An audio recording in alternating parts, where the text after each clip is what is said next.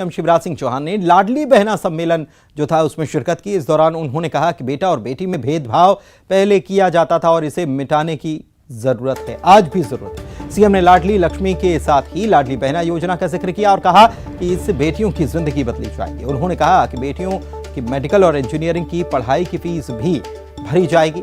शिवराज सिंह चौहान ने कांग्रेस को निशाने पर लिया और कहा कि कांग्रेस ने बहनों के लिए बनाई योजनाओं को बंद कर दिया है, लेकिन बीजेपी सरकार ने एक बार फिर से महिलाओं के लिए कई योजनाएं शुरू की। सीएम ने भू अधिकार पत्र के साथ ही कई योजनाओं के प्रमाण पत्रों का वितरण भी किया। बेटियों की शादी तो हो गई, लेकिन पैसा नहीं दिया। बेटियों के साथ भी धोखा हुआ। उस समय शादी हुई, बेटी की डोली उठ गई, बेटी ससुराल चली गई, कई जगह तो भांजे भांजी का जन्म भी हो गया, लेकिन कांग्रेस का पैसा नहीं आया। योजना बंद कर डाली थी उन्होंने कि मेरी लाडली लक्ष्मी बहने अगर मेडिकल इंजीनियरिंग कॉलेज में भी पढ़ाई करेगी तो चाहे 5-10 लाख रुपया साल फीस हो, वो भी बेटी के मम्मी पापा नहीं भरवाएंगे। कौन भरवाएगा? अरे कौन भरवाएगा? तो जोर से बोलो, कौन भरवाएगा? मामा भरवाएगा। बेटियों की जिंदगी बनाना है, उनको पढ़ाना है, उनको लिखाना है, उनको आगे बढ़ाना है, माता बहन को आगे बढ़ाना है। मेरी बहनों, एक तरकीब मेरे दिमाग में आई। इधर मध्य प्रदेश में विधानसभा चुनाव के मद्देनजर सियासी दलों ने वायदों की झड़ी लगाना शुरू कर दिया है। धार के बदनावर में कमलनाथ ने 100 यूनिट तक बिजली फ्री देने का वादा कर दिया है। उनके वादों को बीजेपी झूठा करार दे रही है।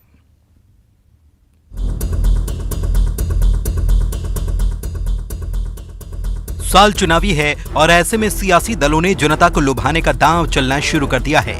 धार के बदनावर में पीसीसी चीफ कमलनाथ ने जनसभा को संबोधित किया और कांग्रेस की सरकार बनने पर 100 यूनिट तक मुफ्त बिजली देने का वायदा किया।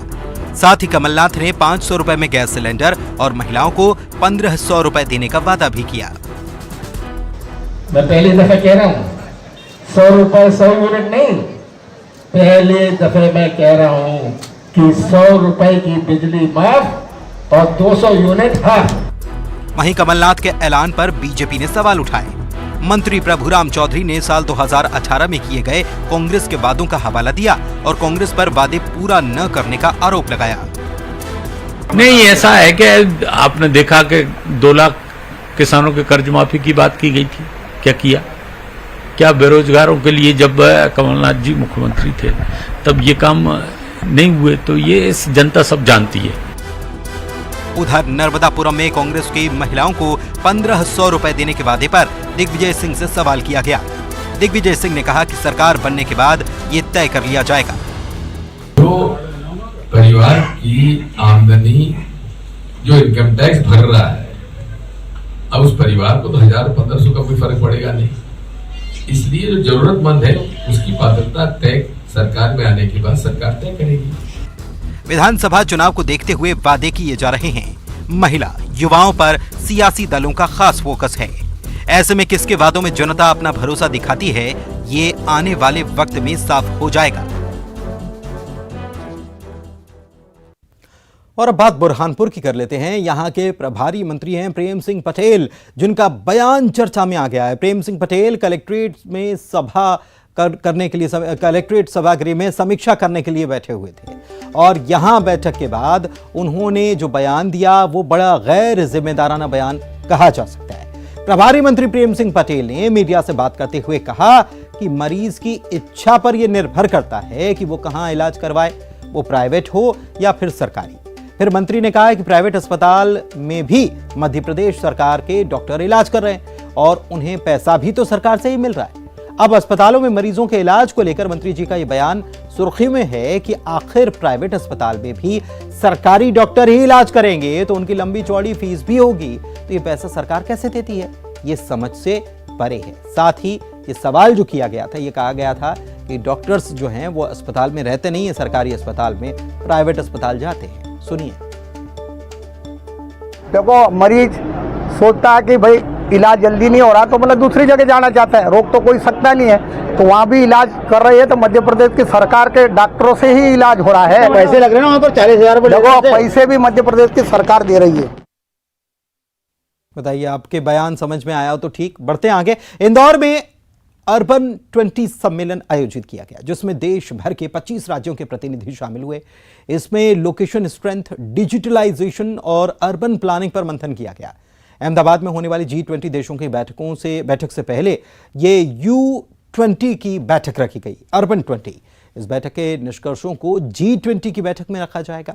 इंदौर के मेयर पुष्यमित्र भार्गव ने कहा कि G20 की प्रेसिडेंसी 2022 से 3 साल तक भारत के पास रहने वाली है और इस G20 के चेयर में 2018 में अर्बन 20 भी जुड़ा था, जिसकी पहली बैठक ब्यूनस आयर्स में हुई थी और उसके बाद से लगातार G20 की मीटिंग्स में अर्बन 20 का महत्व अलग ही होता है। दुनिया के ऐसे 20 देश जो दुनिया की करीब 70% आबादी को अपने में समेटे हुए हैं और वो सभी आबादी अर्बनाइजेशन की तरफ आगे बढ़ रही है। भारत को भी देखें तो आने वाले 2050 तक तकरीबन 50% जनसंख्या हमारी शहरों में होगी और इसीलिए सुनियोजित ढंग से शहरों का विकास कैसे हो, इसको लेकर प्रधानमंत्री नरेंद्र मोदी ने G20 की बैठक अहमदाबाद में हो उसके पहले बेंगलुरु, दिल्ली और इंदौर में उनके प्रमुख विषयों पर चर्चा हो जाए।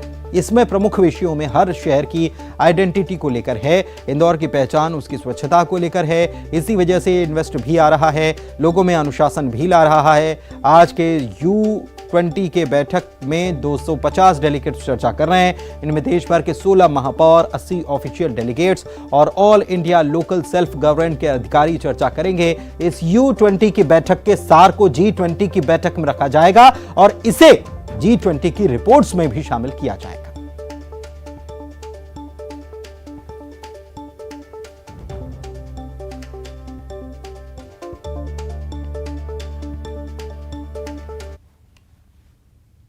मुरैना जिले के चंबल अंचल में मिलावटी मावा धड़ल्ले से खपाया जा रहा है। मुखबिर से मिली सूचना पर पुलिस और प्रशासन की टीम ने नेशनल हाईवे पर चेकिंग लगाई और पिकअप से 2 क्विंटल मावा जब्त किया। यह मावा ग्वालियर से भोपाल भेजा जा रहा था।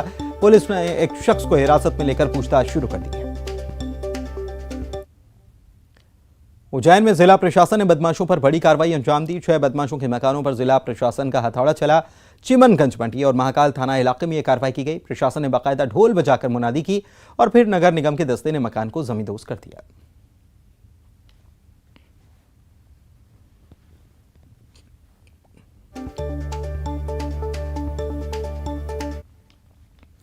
और आइए अब देखते हैं 25 सेकंड में खबर। मध्य प्रदेश बीजेपी की बैठक में कार्यकर्ताओं को निर्देश, सोशल मीडिया कार्यकर्ताओं को और ज्यादा प्रभावी ढंग से काम करने की सलाह, लोगों की प्रतिक्रिया पर भी रखेंगे नजर। एमपी में 25 मई से शुरू होगी 1304 से अधिक सरकारी निजी महाविद्यालयों में प्रवेश परीक्षा। उच्च शिक्षा मंत्री मोहन यादव ने दी जानकारी। एमपी ऑनलाइन के माध्यम से 15 कॉलेजों के लिए चॉइस फिलिंग कर सकेंगे स्टूडेंट्स। मंडला पहुंचे स्थानीय सांसद और केंद्रीय मंत्री फग्गन सिंह कुलस्ते। अस्पताल पहुंचकर मरीजों के साथ मनाया जन्मदिन, मरीजों को बांटे फल और बिस्किट। कानपुर पहुंचे